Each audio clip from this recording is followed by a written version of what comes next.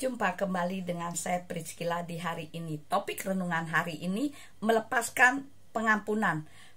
Matius 6 ayat yang ke-15 dikatakan, namun jika kepada manusia kamu tidak bisa mengampunkan kesalahan-kesalahan mereka, Bapakmu pun tidak akan mengampunkan kesalahan-kesalahanmu. Nah saudara, perasaan atau emosi yang paling sulit dikalahkan adalah rasa benci atau kepahitan.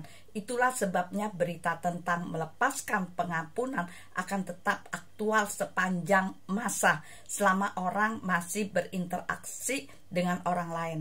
Nah, hidup kita adalah hidup bersosialisasi. Artinya hidup bersama-sama dengan orang lain yang bisa berbeda pandang atau salah paham.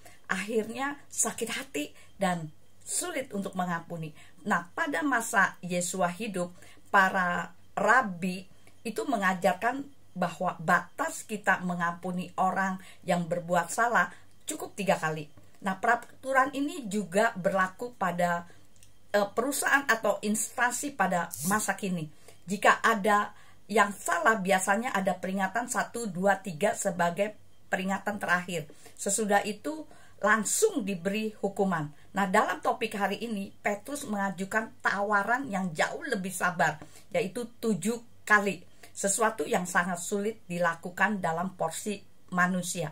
Namun Yesua menjawab 70 kali 7 kali. Artinya memberi pengampunan adalah mutlak. Bukan saja sulit dilakukan, melainkan mustahil dilakukan jika dengan kekuatan sendiri. Itulah sebabnya dalam perikop tersebut diceritakan tentang perhitungan hutang yang dimulai dari Bapak Yahweh sendiri. Nah, seorang hamba yang mewakili kita semua dikatakan berhutang 10.000 talenta, di mana upah pekerja pada masa itu 1 hari 1 dinar. Maka dibutuhkan waktu untuk bisa melunasi hutangnya itu 16.500 tahun tanpa menerima upah. Bukankah artinya mustahil untuk membayar hutang, saudara? Namun hati Bapak Yahweh tergerak oleh belas kasihan. Inilah akhirnya menjadi kasih karunia.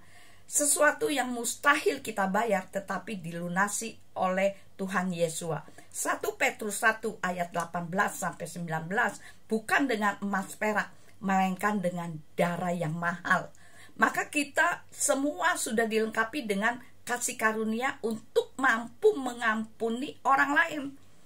Anehnya kisah bagian kedua ini, kita membaca hamba ini bertemu dengan hamba lain yang berhutang 300 dinar, namun tidak memiliki belas kasihan untuk melepaskan kewajiban temannya itu. Padahal dia baru saja dilepaskan dari kewajiban yang begitu besar.